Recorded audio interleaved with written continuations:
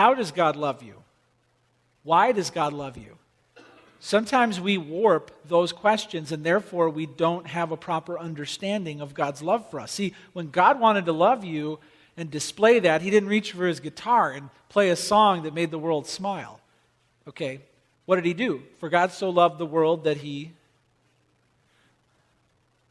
There's all these different ways I could show the world I love them, but God so loved the world that he gave his only begotten Son. How does God love you? God loves you by sending his Son into the world to die for you. Therefore, Jesus is the intersection of God's love for you and your love for him. And you will find him at no other corner in the universe. It's the only place you can find the love the Father has for you. At the Son. Jesus went to the Father for you. And if you want to know God's love, you have to know how he loved you. And the way he loved you was by sending his Son into the world. There's another good question that you have to answer too. Why does God love me? Why does God love me?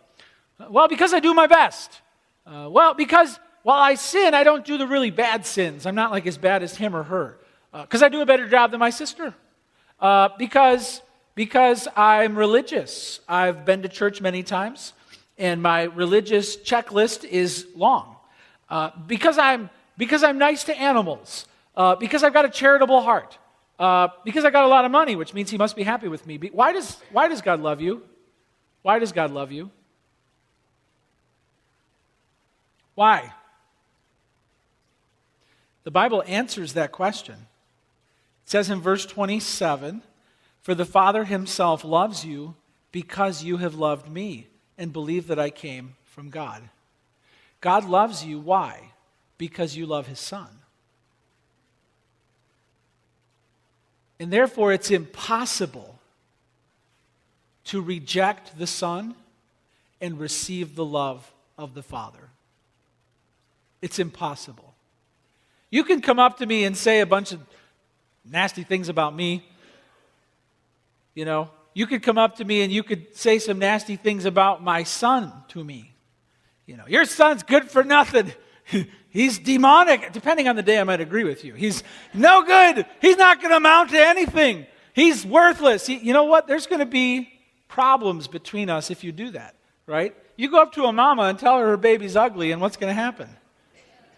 And then tell her you love her. But I love you. It's just your baby that's ugly. Real ugly. We know that from a human perspective, that if you insult the child, you insult the parent. How much more from a heavenly perspective? How is it that we can honestly believe that those who reject the Son will somehow find the love of the Father? It's impossible. Because the Son went to the Father for you.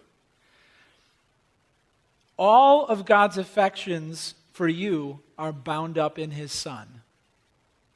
Your relationship to Jesus is your relationship to God.